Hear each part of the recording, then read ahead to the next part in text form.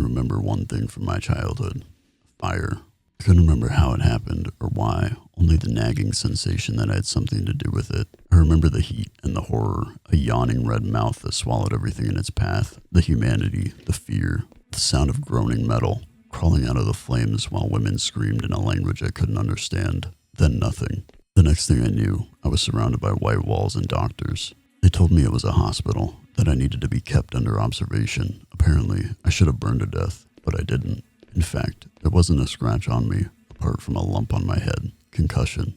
After 2 months, I figured it out. I wasn't just being healed, I was being studied. This was no ordinary hospital, but it wasn't like I was going anywhere. When I first awoke, I had to relearn everything: how to walk, how to talk. After I'd recovered, one of the researchers explained, the government wanted to know how I'd started the fire. Apparently, I'd be of some use to them if I could only remember. But I have an idea. I've been here for a long time. The men studying me have grown worn and gray, but my face hasn't aged. They had me run tests where I stared at other prisoners, told to think hot thoughts, and sure enough, every so often, tender flames smoldering weakly around their feet. But it was never enough.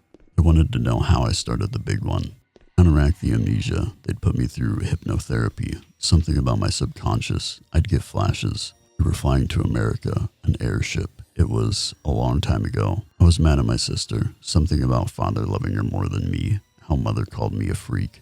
I was so angry. I wanted to hurt her, as badly as she'd hurt me. So I closed my eyes. I put thought on my sister, curling like bacon in the fire. A spark. Father's skin sloughing off in smoking ribbons. Mother plummeting to the ground far below. Flames against an endless sky. The therapy ended there. Too painful. Eventually, my captors resorted to drastic measures. They wanted my power, needed it for their own, and they needed me to remember how to use it. So they brought in someone to jog my memory. A survivor, they said. When they wheeled his decrepit old bones into my isolation cell, I could see it in his eyes. He knew me. We'd met before, in the sky long ago. He screamed, raged in a language so familiar and yet so foreign.